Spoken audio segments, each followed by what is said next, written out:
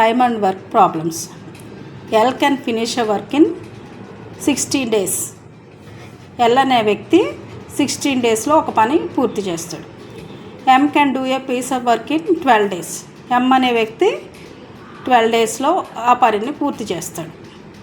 అయితే అదే పనిని N సహాయంతో they did the work in 4 days only.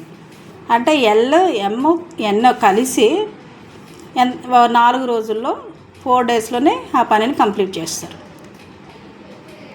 మనకు ప్రాబ్లం ఏంటంటే N అనే alone can do the work in how many days. N alone ఎంతవరకు చేయగలడు అని మన ప్రాబ్లం అనమాట. ఇప్పుడు L, M ప్లస్ N అందరూ కలిసి ఒక్క రోజులో 1 డే వర్క్ ఎంత అంటే మనం ఏం చేయాలి, 1/4. L's 1 days వర్క్ ఎంత, 1/16. M's 1 day వర్క్ ఎంత, 1/12. N's 1 day వర్క్ కావాలంటే ఏం చేయాలి, ముగ్గురు కలిసి చేసిన వర్క్ ఎంత ఉంది ఒక రోజులో 1/4. 1/4లోంచి L, M ఒక్క రోజులో ఎంతెంత పని చేశారు కలపాలి. 1/16 ప్లస్ 1/12. 16కి 12కి ఎల్సిఎం తీసుకోవాలి. తీసుకుంటే 48 వస్తుంది. 16 3 times 48లో పోతుంది. 3 × 1 3 ప్లస్ 12 ఎన్నిసార్లు పోద్ది, 4 times 4.